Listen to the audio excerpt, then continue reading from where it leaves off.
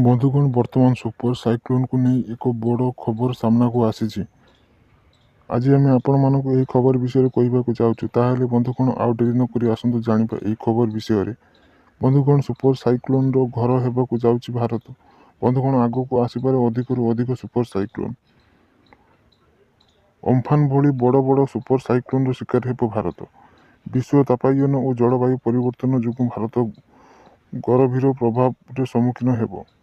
ଦେଶରେ ପ୍ରଳୟଙ୍କରୀ ବାତ୍ୟାର ତାଣ୍ଡବ ବଢ଼ିପାରେ ବୋଲି ଚେତାବନୀ ଦେଇଛନ୍ତି ଗବେଷକ।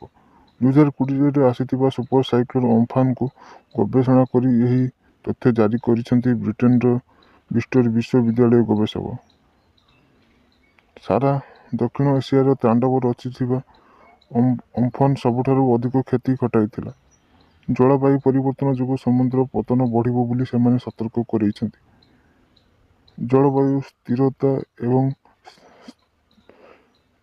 ପତ୍ରିକାରେ ପ୍ରକାଶିତ ଏହି ଅଧ୍ୟୟନ ଦର୍ଶାଇଛି ଯେ ଯଦି ବର୍ତ୍ତମାନ ସମୟରେ ସବୁଜ ଗ୍ୟାସର ନିର୍ଗତ ଜାରି ରୁହେ ତେବେ ଭାରତ ଜନସଂଖ୍ୟାର 2.5 ଗୁଣ ଅର୍ଥାତ୍ ବିଶ୍ୱର ପ୍ରାୟ 300 କୋଟି ଲୋକ ବନ୍ୟାର ଶିକାର ହେବେ।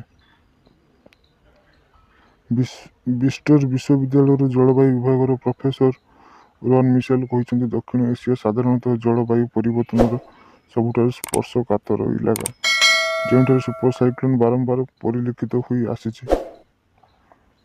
ଇତିହାସ କୁହେ ଏଠାରେ ସୁପର ସାଇକ୍ଲୋନ କାରଣରୁ ଲକ୍ଷ ଲକ୍ଷ ଲୋକଙ୍କର ମୃତ୍ୟୁ ମଧ୍ୟ ହୋଇଛି। ବିଶ୍ୱ ତାପାୟନ 2 ଡିଗ୍ରୀରୁ 1.5 ଡିଗ୍ରୀକୁ ହ୍ରାସ କରିବା ପାଇଁ ଲାଗି ଘୋଷଣାନାମା ଜାରି ହୋଇଥିଲା ମଧ୍ୟ ତାହା ସଠିକ୍ କାର୍ଯ୍ୟକାରୀ ହୋଇପାରୁନାହିଁ। ଉଭୟ ବାଂଲାଦେଶ ଓ ଭାରତରେ ଏହି ପରିବର୍ତ୍ତନ ଯଥେଷ୍ଟ ବଢ଼ିବ ଏବଂ 3 ମିଟରରୁ ଅଧିକ ଉଚ୍ଚତାର ଜୁଆର ମାଡ଼ି ଆସିପାରେ ବୋଲି ସେମାନେ ତର୍କ କରିଛନ୍ତି। ତେବେ ବନ୍ଧୁଗଣ, ଏହି ଖବରକୁ ନେଇ ଏବେ ସାରା ଭାରତରେ ଚର୍ଚ୍ଚା ଜୋର ଧରିଛି। ରିପୋର୍ଟ ଓଡ଼ିଶା ଟେକ୍ ରାଜା।